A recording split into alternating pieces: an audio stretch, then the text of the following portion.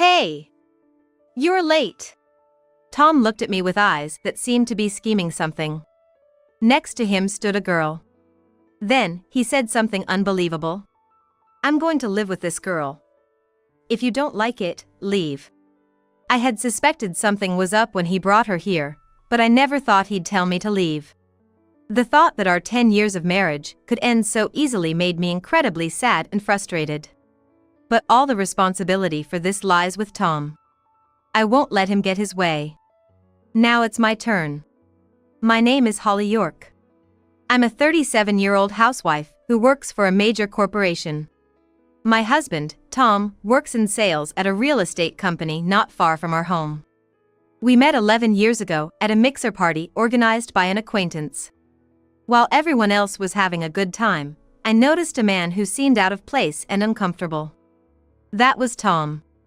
Normally, I wouldn't pay attention to a guy who didn't seem to fit in, but for some reason, I was drawn to him that night. No one else seemed to notice him, but I was the only one who approached and started a conversation with him. Nice to meet you. Tom's response was lukewarm, just a slight nod. But this gesture somehow attracted me even more. From there, I became very assertive. I didn't worry about being disliked, I just kept talking to him. Gradually, Tom started to open up, and before we knew it, we were at a different bar, just the two of us, leaving everyone else behind. This night led to us dating later on. A year after that, Tom proposed to me. Of course, I said yes. The year we spent together before getting engaged was a great opportunity to get to know each other better. There was no reason to say no. I vowed to spend the rest of my life with my beloved Tom, and we got married with blessings from everyone around us.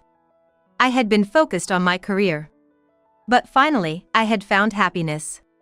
Or so I thought until one morning. As I went to take out the trash, I opened the front door and saw a girl standing on the other side of the street, staring intently at our house. I tried to recall who she might be, but no one came to mind. I had never seen her around here before. Wondering if she needed something, I called out a distant good morning to her. Without saying anything, the girl ran away from the spot. What was that about? The girl had a blank expression and lifeless eyes. I felt a bit creepy. When I got home from work, I planned to talk to Tom about the girl. After finishing my job for the day, I headed home.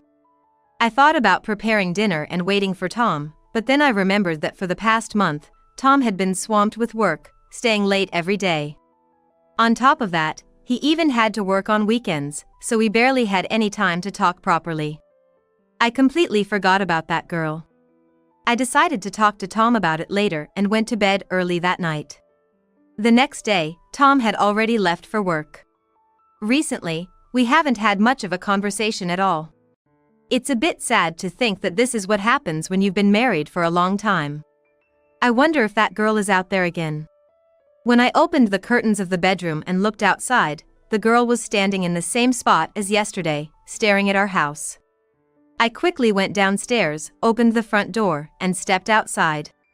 I called out good morning to her again, but she ran away just like before. What's her deal? Even though it had only been 2 days, the image of the girl was already unsettling to me. And this continued for a week. I finally decided it was too important not to tell Tom about it.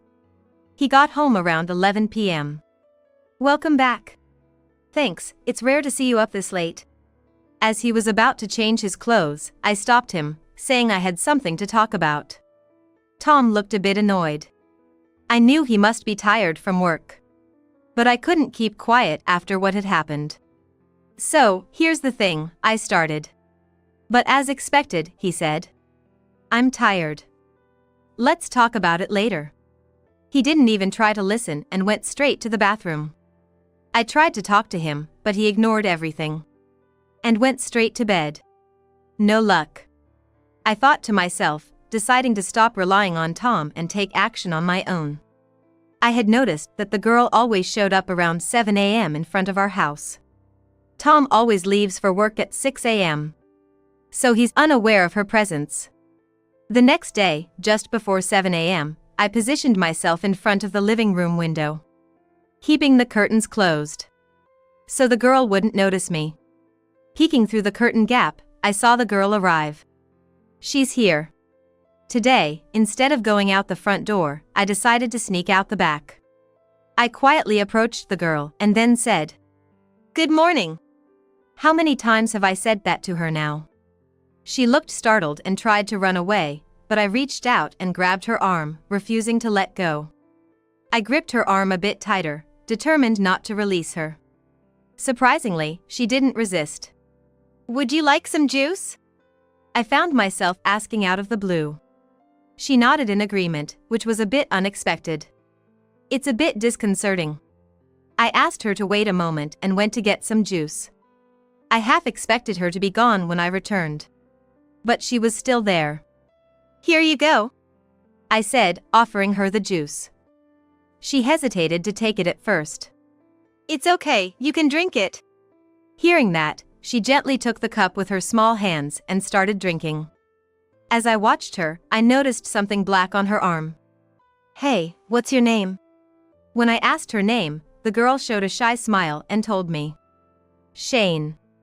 "Shane, that's a nice name." After finishing her juice, Shane quickly went back home.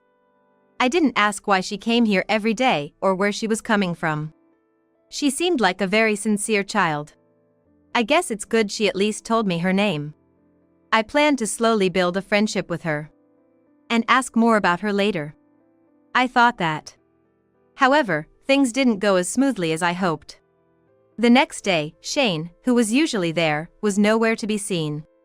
The mornings are still cold, and it wouldn't be surprising if such a young child caught a cold from standing outside so early. So, I tried not to worry too much about Shane not showing up. But it wasn't just that day. Shane didn't appear the following day or the day after that either. Could she have caught a cold, perhaps? Another 2 weeks passed. She's not here today either. I'm really starting to worry that something might have happened. It was strange how concerned I was for a child who wasn't even mine. Because of that, it's even started to affect my work and household chores. This worry started to affect my work and household chores. If this continues, even Tom might get angry. He didn't say anything about my forgetfulness, nor did he seem to care at all. I had felt a sense of disconnect from Tom for a while now. After being married for 10 years, I wondered if his love for me had faded. I tried to convince myself that this was just stability in our marriage, but it felt empty. Then, 3 days later, while stopping by the supermarket after work, I saw a familiar figure in the distance. What? I was stunned to see Tom walking arm in arm with another woman, looking cozy together. Why? I couldn't believe what I was seeing and felt dizzy. I managed to calm myself down and decided to follow them. After trailing them for about 10 minutes, they arrived in a hotel district behind the train station. You're kidding, right? This can't be happening, right? He wouldn't do this, would he? I hoped, but my hopes were dashed as I saw Tom and the woman enter a hotel. Shocked, I stood frozen in place, feeling sick to my stomach. I ended up vomiting next to a telephone pole. I wanted to leave immediately, but I knew I couldn't run from this reality. I took out my phone from my bag and waited for Tom and the woman to come out of the hotel. I need to get evidence of his affair on my phone. 3 hours later, finally came out. Tom and the woman were all smiles. I quickly snapped photos. This should be enough evidence. I couldn't clearly see the woman's face as she was wearing a hat and sunglasses, but the photos should suffice as proof of the affair. Still, I felt uneasy with just the photos. From that day, I decided to give Tom some space and gather more evidence. 2 weeks have passed since then. My life has been busier than ever with work, household chores, and collecting evidence of Tom's infidelity. I've never been this busy before. I haven't been getting enough sleep, and my health is deteriorating. But I couldn't just stay put. It was during such a time, while I was getting ready to go to work, that the doorbell rang. Who could it be this early in the morning? My exhaustion from recent busyness and unending irritation was taking a toll. I swung the door open with force, only to find Shane standing there. Shane, who hadn't shown up for a whole month. Shane. What had she been doing all this time? Was she sick with a cold? I greeted her, saying it had been a while, but Shane was as quiet as ever. What brings you here today? Then, Shane handed me a fabric bag she was holding. What's this? Inside the bag, I found what looked like toys and a single photograph. As I pulled them out to look. What? I was faced with something utterly unbelievable. And at the same time, I discovered both the identity of Tom's affair partner and Shane's true identity. Everything connected unexpectedly from this unlikely source. Stunned by the truth, Shane said to me in a soft voice, "Big sister. It's okay. Thank you for telling me." Shane showed a relieved expression and then left. It's all good now, right? I thought to myself, glad I had prepared early. I was ready for whatever might come next. But what happened next came abruptly. When I got home from work, I saw Tom's shoes at the entrance. And next to them, another pair. I had a bad feeling as I headed to the living room, where I found Tom sitting on the sofa, fiddling with his phone. "Hey! You're late," he said with a look in his eyes like he was up to something. Next to him sat a young girl. And then he said something outrageous. "We're going to live with this girl. If you don't like it, you can leave." I had suspected something was up when he brought her here, but I never expected to be told to leave.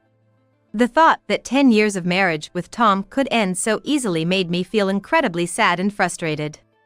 But all of this, every bit of it, is Tom's responsibility. I won't let him get away with this any longer. Now it's my turn. I immediately responded to Tom. "So, you're okay with me leaving?" Because, you know. Tom tried to interrupt me mid-sentence, telling me to shut up. But I threw his words right back at him. "You should be the one to keep quiet for a bit. What I'm about to say is very important." "What? Me being okay? I'm talking about your life from now on." "Huh? What are you talking about, LOL? My life isn't going to end," he said, clueless about what I meant. That's when I explained the reason to him. Infidelity and a child. With your current situation, just these words should be enough for you to understand what I'm getting at, right? I took something out of my bag and showed it to Tom. His reaction was immediate. He started shaking uncontrollably. It's too late to be scared now. Although a bit sooner than I had planned, it's better to deal with such matters quickly. That child is Shane, the one born to you and your mistress. I've known about it for a long time. Where did you get that? I got all the information from Shane herself. What? Shane was Tom's child, a secret he had kept from me. Despite being married to me, Tom had an affair with another woman and even got her pregnant. Shane, you went and did whatever you wanted. Tom turned red with anger and raised his fist at Shane. However, Shane didn't even flinch. It's no surprise. She was used to such treatment. So that's how you've been treating Shane, isn't it? Making sure not to leave any marks on her face. Tom, caught off guard by my words, hastily tried to make excuses. No, it's not like that. You know how it is, right? When a child does something wrong, you scold them. So this is just, a father's. What's different about it, Tom? Do you understand what you were about to do? Even if you hadn't done anything yet, what do you think people would say if they saw this? I apologized to Shane and rolled up her sleeve, revealing black bruises on her slender arm. This is the answer to what you were about to do. Who are you to talk about punishing bad behavior? Aren't you the root of all evil here? And suddenly playing the father card. Unbelievable. It's impossible for you to admit it just because I found out. That's what I can't stand about you. I intended to remain calm, but I lost my temper seeing Tom only thinking about himself. Tom, seeing my fury for the first time, began to sweat profusely and fell silent, looking down. Shane then handed him something. Here. It was that same fabric bag. But what Shane was actually handing over wasn't the bag itself, but its contents. The same items I had seen before. Which indisputably proved Tom's affair. What? Shane said nothing. Why don't you open it and see? Then you'll understand. Tom cautiously opened the bag and peeked inside. His face turning pale before hastily closing it again. What's the matter? You look pale. He must not have expected to find such things inside. The bag contained photos of Tom, Shane, and a woman happily enjoying an amusement park. And a custom-made acrylic stand. With all three smiling. The woman with them was, indeed, Tom's mistress and Shane's mother. These photos and the acrylic stand were solid evidence of Tom's affair and that Shane was his daughter. It turns out, the amusement park they had visited was celebrating its 20th anniversary with a special event. Offering a gift of a custom-designed acrylic stand for families. Complete with their names. And there was more in the bag that I hadn't seen before. A family photo taken shortly after Shane was born. With Tom's, Shane's, and the mother's names written on the back. Seeing such a thing, it's no wonder you'd turn blue. It's all pretty awful. I blurted out without thinking. Just this alone makes it clear that Tom is an unbelievable man. But what's even more shocking is his affair partner. It turns out, Willow Turner, who is Shane's mother, is actually my boss. I found out that Tom and Willow have been having an affair for some time. And not just that, she's pregnant now. Can you believe it? Why my boss? Was it because I introduced you to Boss Turner before we got married? Right, she was always oozing charm, so you got caught up too, huh? And now, a child? How much did you hustle? Well, it must have been great, right? You're still sneaking off to hotels with her, leaving Shane all alone. I kept pressing Tom. It's clear from this that Tom and Willow have been faithful to their own desires. They've been paying people we know to take care of young Shane time and again. You're the worst, both as a parent and a person. Then, Tom suddenly got down on his knees. I'm sorry. I never thought it'd come to this. What are you saying now? It was tough for me too. No matter how hard I tried, my boss wouldn't recognize my efforts, my colleagues were getting promotions, and I was left behind, feeling out of place at work. My salary is even lower than yours, why should I be the only one feeling miserable? I was stressed out too. I was disappointed. All he could do was talk about himself. Stress, huh? So that's why you had an affair with her. I couldn't help it. Willow seduced me. What man wouldn't be swayed by a woman like that, oozing with allure? So, if you're gonna blame anyone, blame Willow. If she hadn't seduced me, none of this would have happened. It was just too much. I don't know how much Shane understood about this kind of thing, but he looked very sad. To think, his own father. I was infuriated. As I was thinking about how to give this man a taste of his own medicine, there was a loud snap. A dry sound echoed in the living room. What are you doing? Oh. My hand had moved on its own. Tom, with a shocked expression, held his cheek. Behind him, Shane seemed a bit pleased. After all the terrible things she'd endured, there must have been a lot built up inside her. So, I decided to put the final nail in the coffin for this awful man and called someone. Ah, yes. I'll be waiting. Who did you call? It's a secret. 15 minutes later, a man arrived at the house. He was a large, kind-looking man. Then, he looked at Tom and introduced himself in a low, angry voice as Mr. Turner. Eh? Mr. Turner? You've done it now. You messed with my precious daughter and even got her pregnant. Could it be? You know it. This man is Miss Turner's father. The moment he heard that, Tom was stunned.